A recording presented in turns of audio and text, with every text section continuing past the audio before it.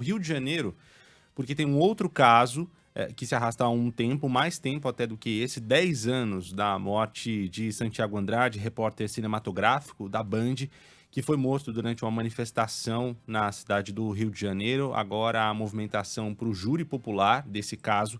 Quem conta detalhes para a gente é a Giovana Faria. Boa tarde, Giovana. Boa tarde, Renan. Boa tarde a todos. Pois é, a gente segue aqui acompanhando o júri popular do caso, como você disse, do cinegrafista, da Band, o Santiago Andrade. A gente conseguiu conversar com a família dele anteriormente, que disse que aguardam há quase 10 anos por essa justiça e hoje não seria diferente. Todos eles aqui, a esposa e também a filha dele estão aqui acompanhando toda essa situação. A gente conversou com a viúva Arlita Andrade e ela relembra, ela destaca que o Santiago ele chegou a morrer ainda com a câmera na mão. A gente tem a palavra dela. O que fizeram com ele foi uma covardia. Eles disseram que iriam atingir um policial. Eles disseram na delegacia, mas eles atingiram Santiago, que era um ser humano igual ao policial. Ele estava de costa, ele não pôde nem se defender. E o que achei assim, mais doloroso, que ele caiu, todo ensanguentado, mas segurando a máquina dele, a câmera, que ele era companheiro dele. Ele caiu.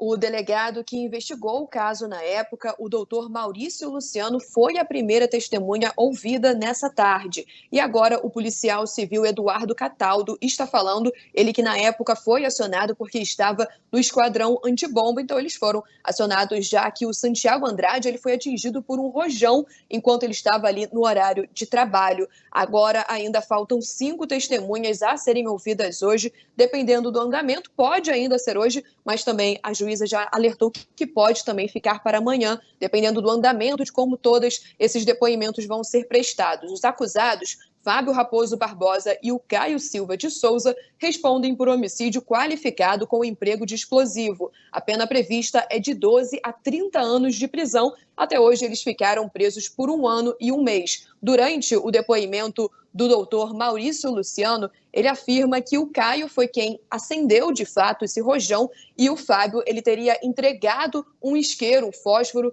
para que o Caio fosse, então, acender esse rojão que acabou atingindo o Santiago Andrade. Com vocês. Obrigado pelas informações. Giovana Faria, direto do Rio de Janeiro, falando sobre o caso do Santiago Andrade. A gente está falando de um profissional da imprensa trabalhando, né? É um pai, um marido, a gente ouviu aí a fala da família, com muita tristeza, muito pesar, e a gente está falando de uma peça importante do sistema democrático do país que foi atingida nesse caso de 10 anos atrás. Isso não pode ser esquecido também. A gente estava nesse momento, essa altura, há 10 anos, vivendo muitos protestos no Brasil, e protestos são legítimos, tem que acontecer mesmo, enfim, num país democrático. Mas o que não pode acontecer é o cerceamento do trabalho da imprensa, como aconteceu não só o cerceamento do trabalho, mas também da vida do Santiago, né? Teve a vida ceifada, e esse é mais um caso que escancara a morosidade da justiça no Brasil, né? O caso aconteceu em 2014, nós estamos em 2023, prestes a completar 10 anos do assassinato do Santiago, e o julgamento está para acontecer agora. Como disse a Giovana, talvez não ocorra ainda hoje, talvez sofra mais um adiamento para amanhã.